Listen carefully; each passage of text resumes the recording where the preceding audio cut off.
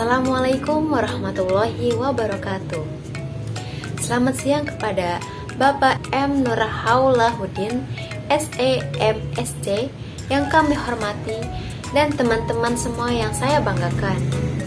Pertama-tama, marilah kita panjatkan puji syukur kita kepada Allah Subhanahu wa Ta'ala yang telah memberikan kita karunia-Nya, yaitu nikmat sehat walafiat, baik jasmani dan rohani, sehingga pada kesempatan kali ini kita bisa melaksanakan kuliah pengantar ekonomi mikro. Salawat serta salam semoga Allah limpahkan kepada junjungan Nabi kita, Nabi besar Muhammad Sallallahu Alaihi Wasallam. Semoga mendapat syafaat di hari akhir kelak. Amin amin ya robbal alamin. Baiklah, kami dari kelompok 5 yang beranggotakan Siti Maisaroh dengan NIM 1914142. Yang kedua ada Taufik Insani dengan NIM 1914143. Yang ketiga ada saya sendiri, yaitu Bunga Damarugraha dengan NIM 1914160. Yang keempat ada Dini Ahdiati dengan NIM 1914165. Yang terakhir ada Tiara Natasha Kramim dengan NIM 1914168, yang akan kami bahas mengenai teori ekonomi dalam Islam. Untuk memulai presentasi pada siang hari ini, marilah kita awali bersama dengan membaca lafaz basmalah. Bismillahirrahmanirrahim. Baiklah, pemaparan materi yang pertama akan dijelaskan oleh rekan saya, yaitu Siti Maisaroh, mengenai konsumsi menurut Islam. Dengannya dipersilahkan. Saya di sini akan membahas tentang teori konsumsi Islam.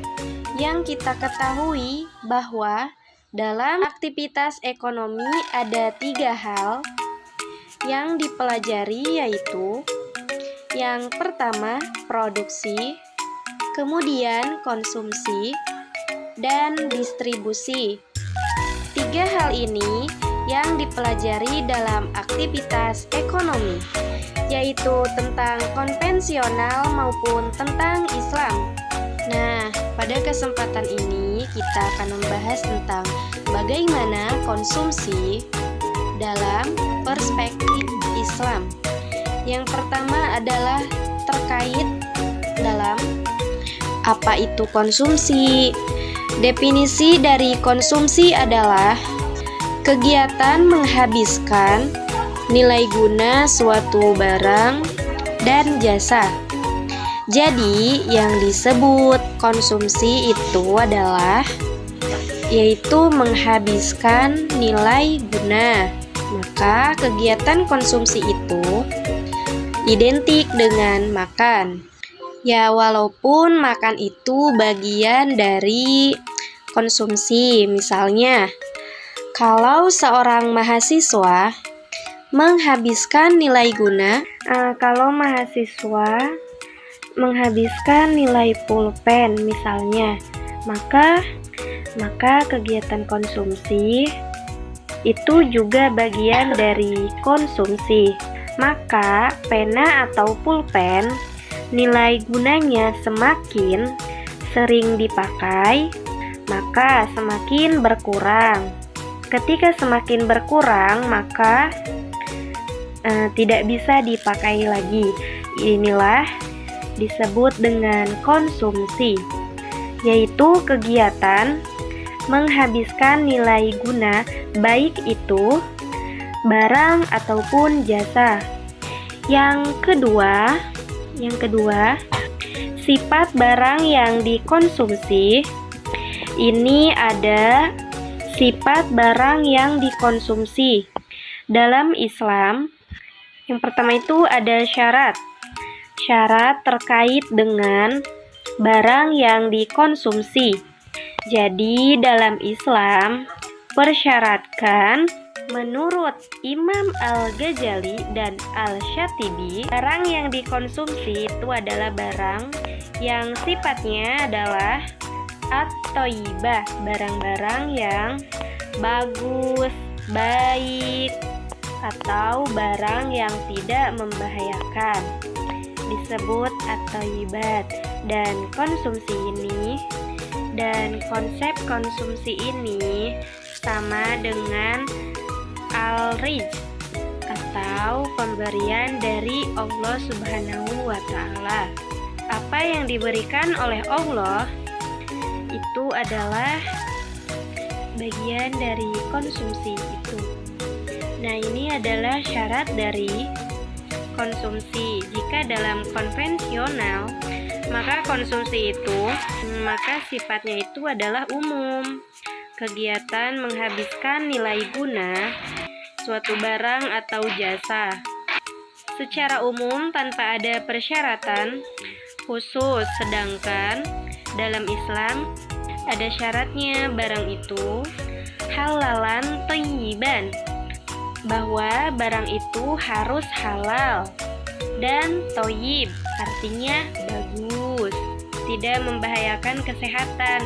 Pemaparan materi selanjutnya akan dijelaskan oleh rekan saya Taufik Insani dengan NIM 1914143 mengenai tujuan konsumsi.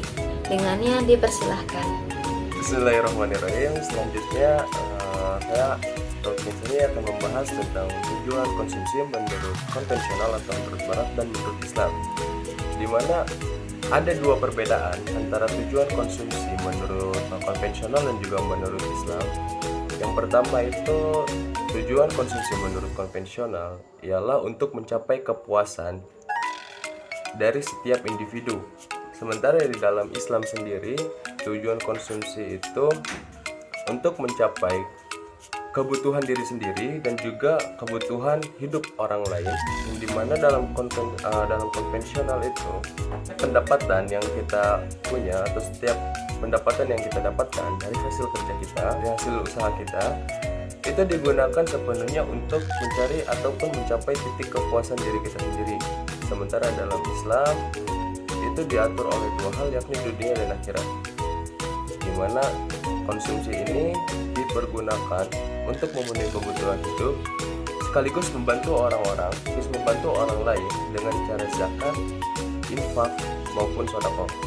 Yang kedua, tujuan konsumsi menurut konvensional yang kedua ialah memaksimalkan pendapatan untuk memenuhi kepuasan. Kepuasan itu diukur dari seberapa banyak pendapatan yang kita punya atau seberapa banyak anggaran yang kita punya. Contoh, ketika pendapatan saya misalnya selaku pekerja itu di angka 5 juta, maka barang dan jasa yang digunakan untuk memenuhi kepuasan diri sendiri itu bisa lebih dari 5 juta tersebut. Tapi ketika pendapatan saya bertambah dari yang tadinya 5 juta menjadi 10 juta, maka barang dan jasa yang saya gunakan untuk memenuhi kebutuhan hidup saya, memenuhi kepuasan diri saya, itu pasti di sekitaran angka 10 juta tadi. Beda halnya dengan tujuan konsumsi menurut Islam yang kedua, di mana pendapatan itu bukan satu-satunya batasan untuk tingkat konsumsi tersebut, karena di dalam Islam itu diatur oleh dua hal, nilai dan norma, yakni dunia dan akhirat. Jadi intinya jika seseorang pendapatannya bertambah, maka bukan nilai konsumsinya yang bertambah, bukan tingkat kepuasan dirinya yang bertambah, melainkan ya zakatnya yang bertambah sesuai udah termasuk nisab, sedekah maupun infaknya, bukan dari kepuasan diri kita yang bertambah. Terus norma itu diatur oleh dua hal. Yang pertama tadi ada dunia dan akhirat, di mana ya dunia untuk kebutuhan hidup kita dan akhirat ya untuk kebutuhan kita di akhirat. Dengan cara apa sih? Ya tadi zakat, infak dan sedekah. Terima kasih. Pemaparan materi selanjutnya akan dijelaskan oleh saya sendiri, Bunga Damar Nugraha dengan NIM 1914160. Materi selanjutnya yaitu perilaku konsumen orang muslim berdasarkan atas pertimbangan. Perilaku konsumen atau customer. Perilaku konsumen diartikan sebagai suatu tindakan ataupun aktivitas yang dilakukan atau secara langsung yang terlibat dalam mendapatkan, mengonsumsi, dan menghabiskan dalam suatu produk ataupun jasa yang digunakannya. Manusia tidak berkuasa untuk mengatur secara detail tentang bagaimana permasalahan ekonomi dalam masyarakat maupun negara. Karena adanya ketidakmampuan dari manusia itu sendiri yang mengkondisikan kebutuhan hidupnya berdasarkan tempat di mana manusia itu hidup. Keyakinan umat muslim bahwasannya Allah Subhanahu wa taala yang memenuhi kebutuhan manusia terdapat dalam Quran surah An-Nahl ayat 11 yang artinya Dia menurunkan air dari langit diantaranya untuk minuman kamu dan diantaranya pula untuk tumbuh-tumbuhan. Di sana kamu mengembalakan ternakmu. Dia tumbuhkan untukmu dengan air itu tanaman seperti zaitun, kurma, dan bermacam-macam buah-buahan lainnya. Pada konsumsi itu didasarkan atas kebutuhan, bukan melainkan dari preferensi semata saja, sehingga akan terhindar dari sifat boros, pengaruh dari pola konsumsi yang tidak perlu. Jadi, adanya pola konsumsi itu didasarkan atas kebutuhan, bukan dari preferensi saja, sehingga guna untuk terhindar dari adanya sifat boros dari manusia yang terpengaruh dari adanya konsumsi yang tidak perlu digunakan. Sebagai seorang muslim, sadar akan kehidupan bermasyarakat, sehingga dalam konsumsi kita dituntut untuk saling menghargai dan menghormati sesamanya, sehingga agar terhindar dari kesalahpahaman dan kesenjangan sosial di masyarakat. Yang artinya di mana adanya pola konsumsi itu dibentuk untuk melengkapi dari pola perilaku konsumsi manusia itu sendiri agar terhindar dari sifat boros.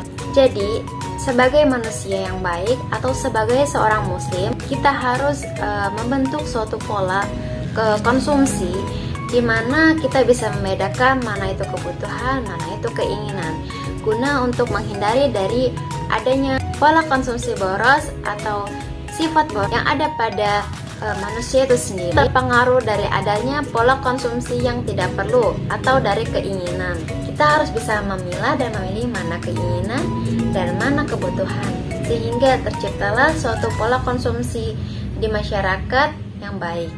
Kemudian, pemaparan selanjutnya akan dijelaskan oleh rekan saya, yaitu Dini Ahdiati dengan NIM 1914165 mengenai prinsip-prinsip dasar konsumsi.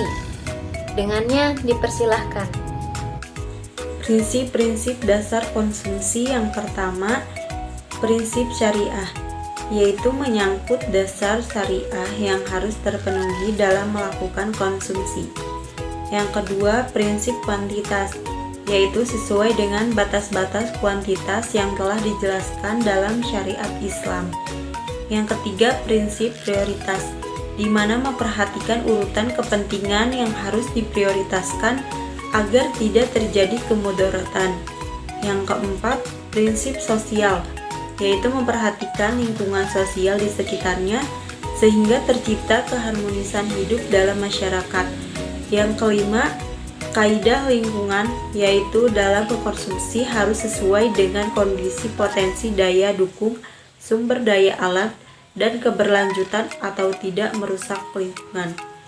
Yang keenam, tidak meniru atau mengikuti perbuatan konsumsi yang tidak mencerminkan etika konsumsi Islami seperti memamerkan kemewahan dan menghambur-hamburkan harta.